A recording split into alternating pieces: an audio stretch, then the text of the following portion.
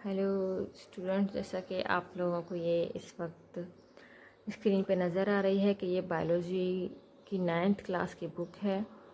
अब हम इसको शुरू करने लगे हैं। टेक्स्ट बुक है ये सिंथ STPB की, ठीक है। बिल्कुल स्टार्ट से हम इसको देख लेंगे कि एक्चुअली इसमें है क्या। आप देख लेंगे कंटेंट जो है वो इसमें तकरीबन कम से कम जो है वो यहाँ पे 19 चैप्टर्स हैं।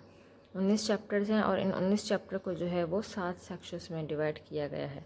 हम शुरू करेंगे सेक्शन नंबर 1 से, जो कि है इंट्रोडक्शन ऑफ बायोलॉजी।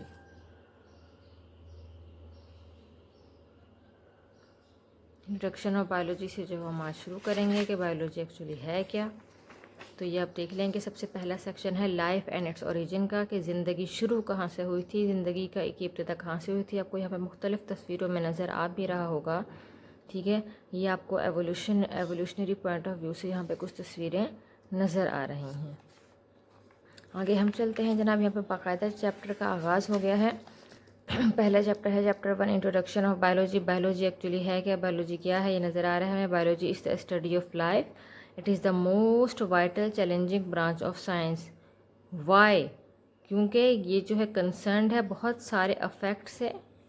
तमाम जो इंसानों के जो अफेक्ट्स होते हैं, लाइफ के एस्पेक्ट्स होते हैं लाइफ के, उन तमाम से जो है ये कंसर्न है। और एक एवर ग्रोन फील्ड है, मतलब आपके जितने भी सवालात हैं, क्या क्यों कैसे, जो बच्चे कितने सवालात करते हैं, जो हमारे जहनों में इतने सारे सवालात उठते हैं, ये सूरज क्यों निकलता है, कहाँ से निकलता है, सूरज इतनी रोशनी कैसे देता है, इन तमाम सवालात के जवाब जो हमें साइंस में मिलते हैं। तो बायोलॉजी जो है वो साइंस की ही एक फील्ड है जो कि जानदार अजसाम से रिलेटेड है। इस चैप्टर में हमारे जो ऑब्जेक्टिव हैं वो कौन कौन से हमें अचीव होंगे। वो एक तो ये होगा definition of biology and other branches of biology, जिसका आज हम जिक्र करेंगे। अब साइंस जो है वो हेल्प करती है ह्यूमन बीइंग को to understand the natural world, ठीक है। मतलब जो कुदरती दुनिया है उसको अंडरस्टैंड करने में हमें हेल्प करती है, हमारे तमाम सवालात के जवाब देती है, जो कि व्हाट हाउ वगैरह से शुरू होते हैं। अब हम देख लेते हैं जनाब सबसे पहले कि व्हाट इज़ बायोलॉजी। बायोलॉजी है क्या।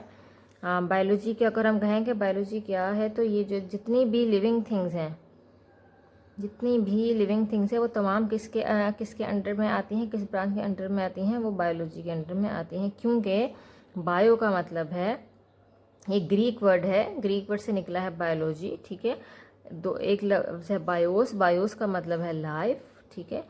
जबकि लोगोस का मतलब आ जाता है डिस्कोर्स या स्टडी, ठीक है। बायो मतलब लाइफ और लोगोस मतलब स्टडी, मतलब बायोलॉजी स्टडी ऑफ लाइफ, मतलब इसमें जितनी भी चीज़ें पढ़ेंगे उन सब का ताल्लुक किससे होगा, वो तमाम चीज़ों का ताल्लुक जानदार अजसाम से होगा।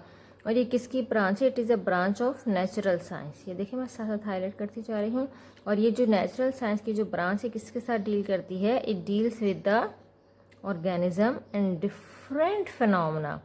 मुख्तलिफ़ किस्म के जो फिनोमनाज होते हैं ज़िंदगी के, उनके साथ ये डील करती है। और इसके अलावा इसके साथ साथ बायोलॉजी को मज़ीद डिवाइड किया गया है टू मेन ब्रांचेस में। एक है बॉटनी और दूसरी है ज़ूलॉजी।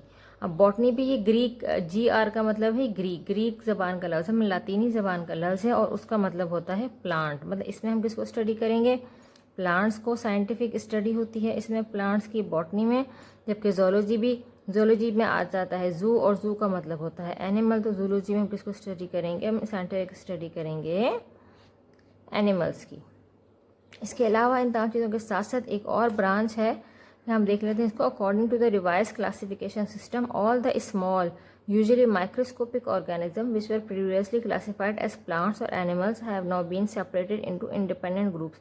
अब कुछ ऐसे हैं जो इंतहाई खुर्दबीनी जानदार हैं, मतलब इंतहाई माइक्रोस्कोपिक ऑर्गेनिजम्स हैं, उनको क्लासिफिकेशन सिस्टम के तहत एक अलग ब्रांच में रख दिया गया है, जो कि चाहे वो जानदार हों या चाहे वो जानवर हों, चाहे वो पौधे हों, अगर वो माइक्रोस्कोपिक हैं तो उनको एक अलग ब्रांच में रखा गया है, और उस ब्रांच का नाम है माइक्रोबायोलॉजी, जिसमें हम किसको स्टडी करेंगे, जिसमें हम तमाम माइक्रो ऑर्गेनिजम्स को स्टडी करेंगे। अच्छा जी, अब ये जो स्टडी है ज़ूलॉजी, बॉटनी, माइक्रोबायोलॉजी और ये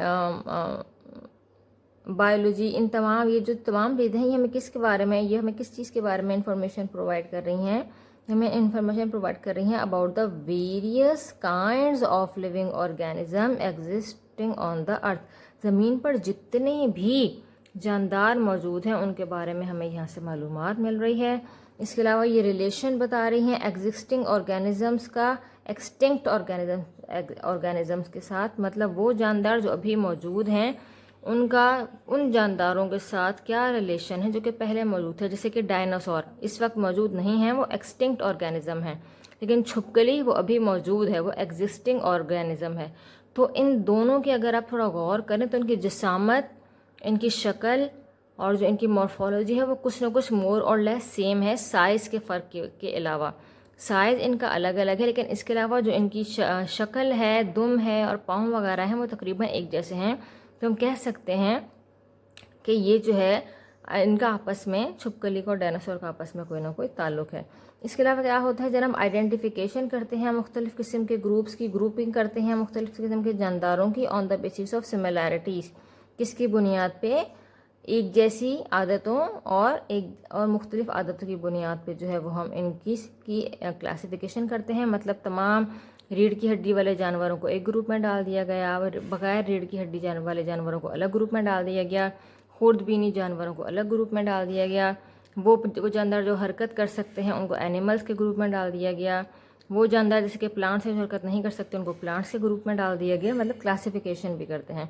इसके अलावा हम देखते हैं स्ट्रक्चर देखते हैं हम जानदार अजसाम को, उनका फंक्शन देखते हैं, ठीक है। और इसके अलावा इनहेरिटेंस ऑफ करैक्टर्स हमें पता चलती है कि करैक्टर्स जो है वो किस तरह से एक नस्ल से दूसरी नस्ल में मुंतकिल होते हैं। Inheritance of character from one generation to generation other generation. हम देखा होगा कि जो अक्सर जो करैक्टर्स होते हैं वो वालिदैन के और औलादों के सेम होते हैं, ठीक है।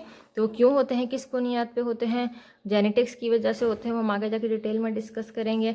बायोलॉजी हमें उसके बारे में बताती है। इसके अलावा हमें रिलेशनशिप बताती है ऑफ ऑर्गेनिजम्स को टू द एनवायरनमेंट, कि एक एनवायरनमेंट में जितने भी जानदार पाए जाते हैं उन सबका आपस में क्या रिलेशन है और वो एक दूसरे के ऊपर कैसे इंटरडिपेंडेंट है।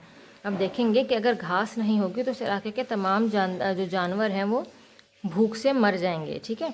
इसके अलावा अगर घास नहीं होगी तो वहाँ पे कुछ ऐसे रेंगने वाले जानवर हैं जिनको छुपने के लिए जगह नहीं मिलेगी। मतलब तो एनवायरनमेंट के तमाम जो और जानदार हैं वो एक दूसरे के साथ इंटर रिलेट करते हैं और इंटर डिपेंड करते हैं। Harmful and beneficial effects produce by different living organism. कुछ लिविंग ऑर्गेनिज्म ऐसे हैं जो कि आपको फ़ायदा देते हैं, कुछ लिविंग ऑर्गेनिज्म ऐसे हैं जो कि आपको नुकसान देते हैं। अब ये आप पढ़ेंगे आगे जाकर बायोटेक्नोलॉजी की फील्ड में। अब जिस तरह के एक फंजाई है, ठीक है, जिसका नाम है पेनिसिलियम, उसकी मदद से एक तरफ तो हमें नुकसान देती है कि वो हमारी खुराक को स्पॉइल कर देती है, फ्रूट को स्पॉइल कर देती है, लेकिन दूसरी तरफ हमें फ़ायदा ये दे रही है कि वो क्या कर रही है, वो हमें एक एंटीबायोटिक दे रही है जिसका नाम है पेनिसिलिन, जो कि बहुत ज़्यादा वाइड स्प्रेड एंटीबायोटिक है, ठीक है। इसी तरह और भी बहुत सारी चीज़ें हैं जो हमें नुकसान भी दे रही हैं और फ़ायदे भी दे रही हैं, और ये सब चीज़ें हमें कैसे पता चलेंगी, ये हमें बायोलॉजी को स्टडी करके पता चलेंगी। इसके बाद हम डिस्कस करेंगे ब्रांचेस ऑफ बायोलॉजी।